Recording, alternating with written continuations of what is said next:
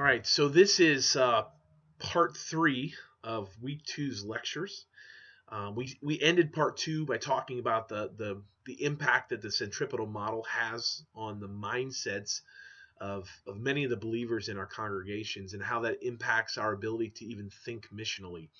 Last week though, we talked about what happens in the 20th century when the church is dissituated, when it's displaced, when it's removed from its center place of prominence, and it's sort of cast outside onto the margins. And what is replaced by it is the individual or the small groups, niche group of a sense of identity or the competing narratives. Well, when the church is sort of cast outside, it sort of feels it, but it doesn't really know what to do with it. And so what I feel like has happened is that it has created four competing claims, especially within the Nazarene tradition, but I think even more broadly within most evangelical traditions. It's done something. So the church has been forced to ask the question, okay, what do we do now that we're outside the circle? What do we do? How do we operate? How do we imagine our place in the world now that we're not the place of prominence? So in one segment, and you'll see this in sort of the groupings that I've attached here on the lecture, is in one circle you have what I call, and these are not pejorative, these are just sort of definitional.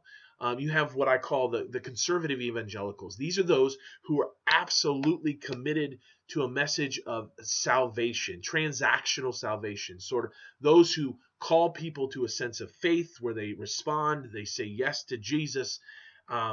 They talk a lot in terms of heaven and hell.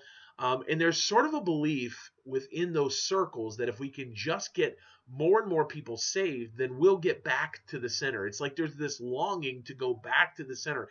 If we can just have a big enough revival, if we can hold a big enough crusade, if we can get enough people to remember what it means to be a Christian nation, all will be well. And so there's this pursuit. Now, I love the passion that comes out of them for the sake of the lost. I love inviting people to make radical decisions for Jesus. I love that. But I think this pursuit to sort of recenter ourselves through our revivals and through our mass crusades and these big conferences in order to get a number of people saved, I think that is misguided, because I think it's just trying to engage the fallacy of our centrality in the first place. I don't know that we were supposed to be an established place in the first place, but I think sometimes that's forgotten. The second circle is what I call, what we would call maybe the liberal social justice. These are the people that aren't necessarily as concerned about getting us back in the middle, but serving the broader society's social ills. And so we have some folks that are working with the Salvation Army here in our group, and one of the things that has come up a few times is sort of the social gospel. Is sort of we leave behind the transcendent message of Jesus, or this invitation into personal transformation, and we only work in terms of what we would call justice ministries or compassion ministries, the kind of ministries that engage, racism, inequality, economic disparity, misogyny, some of these major human trafficking, some of these major issues that influences impact communities all across the sort of the Western world. And we see ourselves as, in terms of bringing God's redemptive reign through the ministries of justice and compassion. And so it's sort of, we are seeking to heal the world instead of just simply trying to get people saved or out of hell and into heaven. So there's a competing claim that's happening there.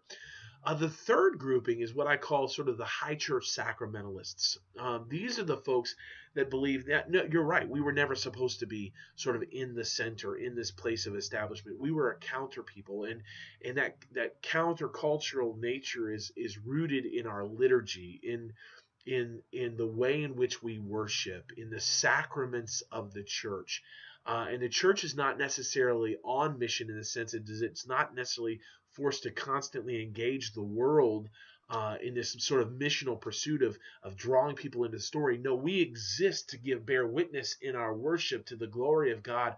And as people are sort of caught up into that, they're transformed through the sacraments that we give, through the participation at the table, through the beauty of our doxology, through the practices of the church which form you in a certain way through its liturgy.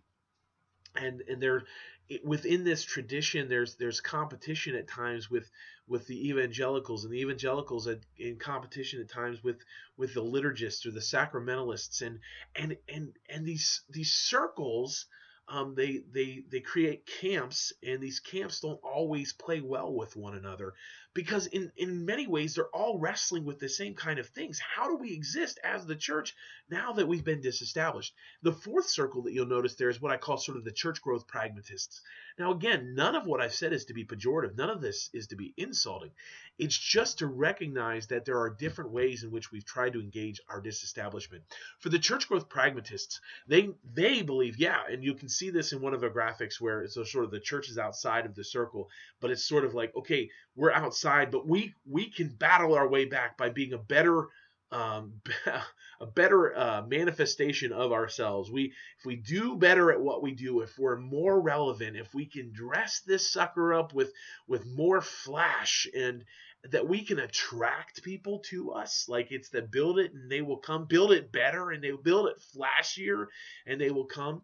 And the church growth, I think, has done an amazing job of creating some places that people who are disconnected or starting to disconnect from the church can come to and grow and sort of re-engage their faith. I see the benefit in all of these different areas. So with the conservative evangelicals, I see this passion for the lost and this call to personal transformation. In the liberal social justice, I see this passion for a broken world and a call to God's redemptive reign in healing the land. In the liturgists or the sacramentalists, I see this beautiful call to remember that we are a people of worship, and that what we do as we gather in worship matters.